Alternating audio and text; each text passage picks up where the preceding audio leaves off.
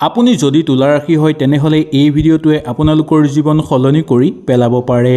2026 চনৰ মে মাহতো আপোনালোকৰ জীৱনত এনেকুৱা কিছুমান ঘটনা ঘটিবলৈ গৈ আছে যাক দেখি আপুনি সঁচাই আচৰিত হৈ পৰিব। প্ৰেম, ধন আৰু কেৰিয়াৰ এই তিনিওটা ক্ষেত্ৰতে আপোনালোকৰ ডাঙৰ পৰিৱৰ্তন দেখিবলৈ পোৱা যাব। নমস্কাৰ বন্ধু বান্ধৱীসকল, আমাৰ ৰাশিফল চেনেলটোলৈ আপোনালোকক স্বাগতম জনাইছোঁ।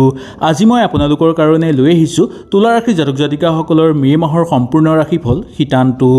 এই ভিডিঅ'টো আপোনালোকে শেষলৈকে চাব, কাৰণ শেষত এনেকুৱা এটা মই গোপন প্ৰতিকাৰৰ কথা জনাম যিটো প্ৰতিকাৰ কৰিলে আপোনালোকৰ ভাগ্য উদয় হৈ পৰিব।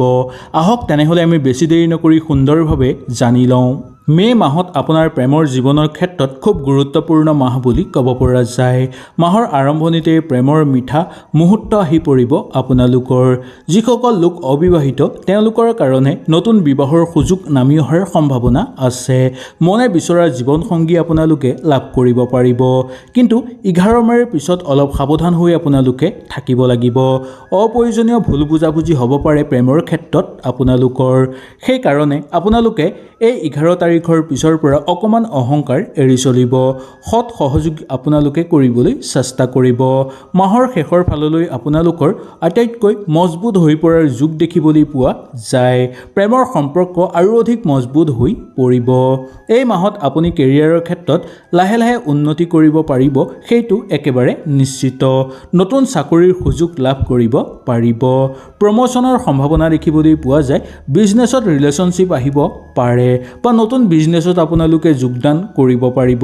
ইয়াৰ উপৰিও যুটীয়াভাৱে ব্যৱসায়িক বাণিজ্য কৰা লোকসকলৰ কাৰণেও অত্যন্ত অনুকূল মাহ হৈ পৰিব। 11 মেৰ পিছত আপোনালোকৰ আত্মবিশ্বাস বহুগুণেই বৃদ্ধি পাবলৈ ধৰিব, কিন্তু মনত ৰাখিব আত্মবিশ্বাসেই হ'ল ছাকচেছ। সেইকাৰণে আত্মবিশ্বাস কেতিয়াও আপোনালোকে হেৰুৱাবলৈ নিদিব। আপুনি এনেকুৱা কাম কৰিলে ডাঙৰ সফলতা লাভ কৰিবলৈ সক্ষম হ'ব। ধনৰ ক্ষেত্ৰত এই মাহটো আপোনালোকৰ মধ্যম ফলাফল দেখিবলৈ পোৱা যায়। আৰম্ভণিত লাভ বৃদ্ধি হ'ব, মাহৰ মধ্যম ভাগত খৰচ বৃদ্ধি পাব পাৰে। বিশেষকৈ 15 মেৰ পিছত আপোনালোকৰ পইচা পাতিৰ ক্ষেত্ৰত বা লেনদেনৰ ক্ষেত্ৰত অলপ সাৱধানতা অৱলম্বন কৰিব। এই মাহত বিশেষকৈ নতুনকৈ আপোনালোকে লোন নোলোৱাটো উচিত, আৰু ঘৰত জমা হৈ থকা ধন আপোনালোকে খৰচ কৰাৰ ক্ষেত্ৰত খুব সাৱধানতা অৱলম্বন কৰিব। মাহৰ শেষৰ ফাললৈ পইচা বচাব কেনেকৈ পাৰি তাক গুৰুত্ব দিবলৈ চেষ্টা কৰিব লাগিব, নহ'লে আপোনালোকৰ উপাৰ্জনটো কম হ'বই, জমা ধনো আপোনালোকৰ হাতৰ পৰা ওলাই যোৱাৰ প্ৰবল সম্ভাৱনা দেখিবলৈ পোৱা যাব। মে মাহৰ স্বাস্থ্যৰ ক্ষেত্ৰত অলপ প্ৰভাৱ পৰিব পাৰে আপোনালোকৰ। মানসিক চাপ বৃদ্ধি পাবলৈ ধৰে, টোপনিৰ সমস্যাই দেখা দিব পাৰে। ইয়াৰ উপৰিও অহেতুক চিন্তাই আপোনালোকক আমনি কৰিবলৈ ধৰিব পাৰে। সেইকাৰণে এই মাহত আপোনালোকে অকণমান হ'লেও মেডিটেশ্যন কৰিবলৈ চেষ্টা কৰিব, নিয়মিতভাৱে ব্যায়াম কৰিব। মাহৰ শেষৰ ফাললৈ কিন্তু স্বাস্থ্য কিছু পৰিমাণে উন্নত হৈ পৰাৰ যোগ দেখিবলৈ পোৱা যাব পাৰে। পৰিয়ালবৰ্গৰ মাজত সম্পৰ্কৰ অধিক আপোনালোকৰ ভাল হৈ পৰিব। বন্ধুবৰ্গৰ লগত আপোনালোকে ক'ৰবালৈ ফুৰিবলৈ যাবলৈ যদি কিবা চিন্তা কৰি আছে তেনেহ'লে সুন্দৰভাৱে পাৰিব। নতুন মানুহৰ সৈতে আপোনালোকে চিনাকি হ'ব পাৰিব। এইটো আপোনাৰ নতুনকৈ ৱৰ্কশ্বপ বৃদ্ধি পোৱাৰ সম্ভাৱনা দেখিবলৈ পোৱা যাব পাৰে। ইয়াৰ উপৰিও নতুনকৈ আপোনালোকৰ নেটৱৰ্কো বৃদ্ধি পাবলৈ ধৰাৰ সম্ভাৱনা দেখিবলৈ পোৱা যাব। সামাজিক ক্ষেত্ৰত আপোনালোকৰ খ্যাতি বৃদ্ধি পাবলৈ ধৰিব। ৰাজহুৱা ক্ষেত্ৰত আপোনালোকৰ অত্যন্ত অনুকূল দেখিবলৈ পোৱা যাব।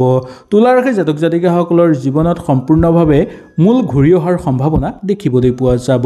মাহৰ আৰম্ভণিতেই প্ৰেম, বিবাহ আৰু লগতে বিবাহৰ কাৰণে ৰৈ থকা লোকসকলৰ কাৰণে উন্নতিৰ যোগ দেখিবলৈ পোৱা যাব।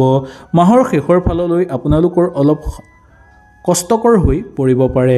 নতুন প্ৰেমৰ সম্পৰ্ক আৰম্ভ হোৱাৰ শুভ সময় বুলি ক'ব পৰা যায়। মূল কথা হ'ল ধৈৰ্য ধৰিব আৰু যোগাযোগৰ ক্ষেত্ৰত আপোনালোকে অকণমান চকু দিব। কেৰিয়াৰৰ ক্ষেত্ৰত যিসকল লোক নিবনুৱা তেওঁলোকৰ কাৰণে বিশেষ সুযোগ নামি অহাৰ সম্ভাৱনা দেখিবলৈ পোৱা যাব পাৰে। উন্নতি আপোনালোকৰ হ'ব, কিন্তু লাহে লাহে হোৱাৰ সম্ভাৱনা আছে।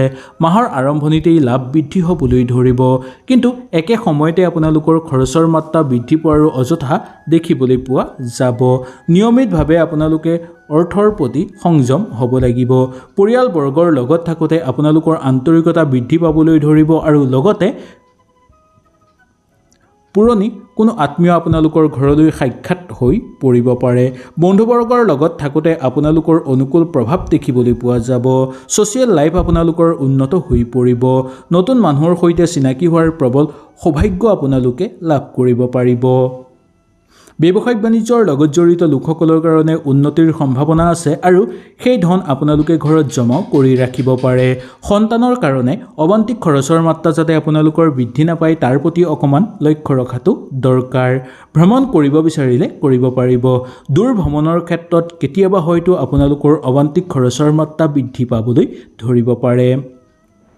ওচৰ চুবুৰীয়াৰ লগত গতানুগতিক হিচাপে পাৰ কৰিব পাৰিব। বিদ্যাৰ ক্ষেত্ৰত মানদণ্ড আপোনালোকৰ বৃদ্ধি পাবলৈ ধৰিব। বিদ্যাৰ কাৰণে আপোনালোকে দূৰ ভ্ৰমণ কৰিবলগীয়া হ'ব পাৰে। শিক্ষাৰ ক্ষেত্ৰত এই বৰ্ষত যিমান আপোনালোকে মনোযোগ দিব বা এই মাহত যিমান মনোযোগ দিব আপোনালোকৰ আৰু অধিক উন্নত ফলাফল দেখিবলৈ পোৱা যাব। ৰাজনৈতিক ক্ষেত্ৰত শুভ ফলাফল অহাৰ সম্ভাৱনা আছে। কাৰ্যকৰী পৰিকল্পনা অতি সোনকালে আপোনালোকৰ সিদ্ধি হৈ পৰিব। সেই পৰিকল্পনা সিদ্ধি কৰাৰ ক্ষেত্ৰত বহু লোকে আপোনালোকক সহায় সহযোগিতা কৰিব। ঘৰলৈ নতুনকৈ যদি মূল্যৱান সা সম্পত্তি আপোনালোকে ক্ৰয় কৰিম বুলি ভাবিছে তেনে ক্ষেত্ৰতো আপোনালোকে সুন্দৰভাৱে সেই সা সম্পত্তি ক্ৰয় কৰিব পাৰিব। বিশেষকৈ যান বাহন ব্যৱসায়ৰ লগত জড়িত লোকসকলৰ কাৰণে প্ৰচুৰ পৰিমাণে লাভৱান হোৱাৰ যোগ দেখিবলৈ পোৱা যায়। ৰৈ থকা ধন লাভ কৰিব পাৰিব, কিন্তু সেই ধন যে সম্পূৰ্ণভাৱে আপোনালোকে লাভ হ'ব তাত কিছু সন্দেহ দেখিবলৈ পোৱা যায়। চাকৰিয়ালসকলৰ কাৰণে কৰ্মব্যস্ততা বৃদ্ধি পাব যদিও ঘৰৰ মানুহৰ লগতো সময় কিছু পৰিমাণে অতিবাহিত কৰিব পাৰিব। শত্ৰুৰ পৰাক্ৰম হ্ৰাস পাবলৈ ধৰিব আৰু শত্ৰুৱে কোনো ক্ষেত্ৰত আপোনালোকক যাতে ক্ষতি নকৰে তাক লৈ আপোনালোকে চিন্তিত হৈ পৰিব বা আগৰ পৰাই সতৰ্কতা অৱলম্বন কৰিব। সামাজিক ক্ষেত্ৰত আনক সহায় কৰি আনন্দিত অনুভৱ কৰিব পাৰিব। ঠিকা ঠুকলি কৰা লোকসকলৰ কাৰণে মধ্যম ফলাফল দেখিবলৈ পোৱা যায়। ঘৰত কোনোবা অতিথি আলহীৰ আগমনৰ ফলত আপোনালোকৰ মন আৰু ঘৰৰ পৰিৱেশ আনন্দ হৈ পৰিব। মনটো আশাবাদী হৈ পৰিব পাৰে। নতুনকৈ ঘৰত যদি কিবা ব্যৱসায়িক বাণিজ্য আৰম্ভ কৰিম বুলি ভাবিছে আপোনালোকে নিঃসন্দেহে কৰিব পাৰিব। ঘৰুৱা ক্ষেত্ৰত আপোনালোকৰ অনুকূল প্ৰভাৱ দেখিবলৈ পোৱা যায়।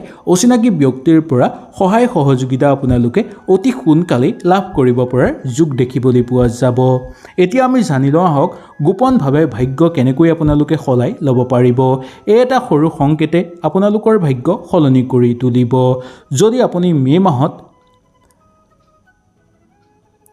বেঙেনা ৰঙৰ বস্ত্ৰ পৰিধান কৰে বা বেঙুনীয়া ৰঙৰ বস্ত্ৰ পৰিধান কৰে আৰু শুক্ৰবাৰে এটা সৰু দান কৰে তেনেহ'লে আপোনালোকৰ ভাগ্য দুগুণেই বৃদ্ধি পাবলৈ ধৰিব। সেইকাৰণে এই মাহত যদি আপোনালোকে পাৰে বেঙুনীয়া ৰঙৰ বস্ত্ৰ পৰিধান কৰি কোনো এটা শুক্ৰবাৰে সৰুকৈ হ'লেও নিজৰ সাধ্য অনুসৰি দান দক্ষিণা কৰিবলৈ চেষ্টা কৰিব। এনে কৰিলে আপোনালোকৰ সকলো অনুকূল হৈ পৰিব। সকলো ফালৰ পৰা আপোনালোকৰ উন্নতি হৈ পৰিব। শিল্পী সাংস্কৃতিক জগতৰ লগত জড়িত লোকসকলৰ কাৰণে এই মাহটো অত্যন্ত অনুকূল হিচাপে পাৰ হ'ব। মামলা মোকদ্দমাৰ লগত জড়িত হৈ থকা লোকসকলৰ কাৰণেও বিশেষ অসুবিধা দেখিবলৈ পোৱা নাযায়। মাটি বাৰী বা সা সম্পত্তিৰ ক্ষেত্ৰত মধ্যম ফলাফল দেখিবলৈ পোৱা যাব। প্ৰশাসনিক বিষয়াসকলৰ পদোন্নতিৰ যোগ দেখিবলৈ পোৱা যাব পাৰে। পৈতৃক সম্পত্তি লাভৰো প্ৰবল সম্ভাৱনা আপোনালোকৰ দেখিবলৈ পোৱা যাব। খোৱা বোৱাৰ ক্ষেত্ৰত অকণমান চকু ৰখাটো আপোনালোকৰ পক্ষে অনুকূল হৈ পৰিব। হয়তো এই ভিডিঅ'টোৰ যোগেদি কন্যাৰ তুলা ৰাশি জাতক জাতিকাসকলৰ সম্পূৰ্ণ কথা আপোনালোকে বুজি পালে। যদি আপোনালোকৰ ৰাশিটোৰ বিষয়ে আপোনালোকে জানিব বিচাৰে তেনেহ'লে আপোনালোকৰ নিজৰ ৰাশিটো তলত কমেণ্ট কৰি জনাব। আপোনালোকৰ ৰাশিটো হৈ মই এটা ভিডিঅ' লৈ আহিবলৈ আপোনালোকৰ কাৰণে চেষ্টা কৰিম। তেনেহ'লে আজিলৈ আপোনালোকৰ ওচৰৰ পৰা বিদায় লৈছোঁ। কালিলৈ পুনৰ আপোনালোকক লগ পোৱাৰ প্ৰতিশ্ৰুতিৰে আজিলৈ নমস্কাৰ।